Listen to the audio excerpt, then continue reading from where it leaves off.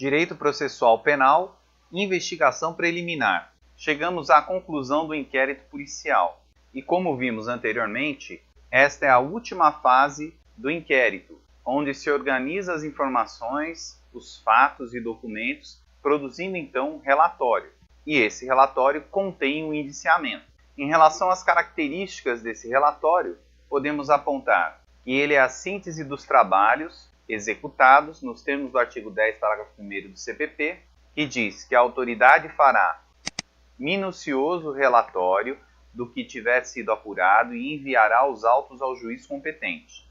Esse relatório deve ter caráter descritivo, portanto, ele não é opinativo, salvo uma única exceção que está contida na Lei de Drogas, onde a autoridade policial deverá opinar, nos termos do artigo 52, inciso 1 da Lei 11.343. E ele diz que, findos os prazos a que se refere o artigo 51 desta lei, a autoridade de polícia judiciária, remetendo os autos do inquérito ao juízo, relatará sumariamente as circunstâncias do fato, justificando as razões que a levaram à classificação do delito, indicando a quantidade e natureza da substância ou do produto apreendido, o local e as condições em que se desenvolveu a ação criminosa, as circunstâncias da prisão, a conduta, a qualificação e os antecedentes do agente. Por fim, esse relatório, bem como o indiciamento, eles são disponíveis, porque o inquérito policial é dispensável, conforme a gente já abordou anteriormente. Quando falamos das características do inquérito policial, informamos que dentre elas está a sua dispensabilidade.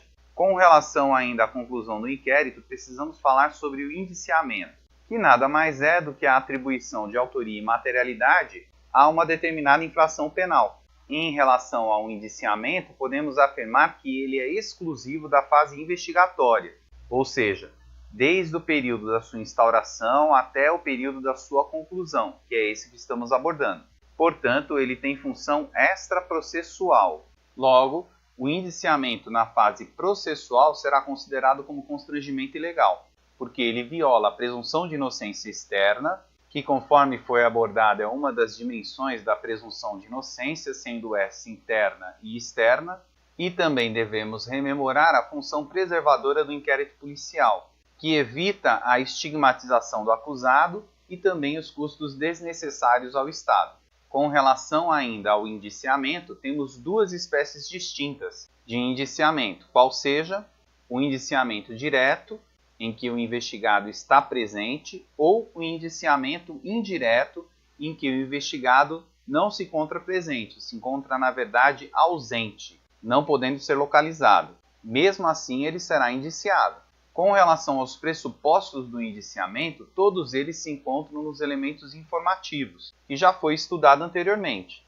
E são esses elementos informativos que darão subsídios para determinar a autoria e a materialidade do delito. Portanto, se estiverem ausentes esses elementos informativos, ou os pressupostos da autoria e materialidade, é possível impetração de habeas corpus para impedir a tramitação do indiciamento. Com relação a quem tem atribuição para fazer o indiciamento, essa atribuição é privativa do delegado, nos termos do artigo 2, parágrafo 6º da Lei 12.830, que diz que o indiciamento privativo do delegado de polícia dar-se-á por ato fundamentado, mediante análise técnico-jurídica do fato, que deverá indicar a autoria, materialidade e as circunstâncias. Dessa forma, o indiciamento não pode ser requisitado pelo Ministério Público ou pelo juiz, porque é ato privativo da autoridade policial. E se houver essa requisição, é possível ainda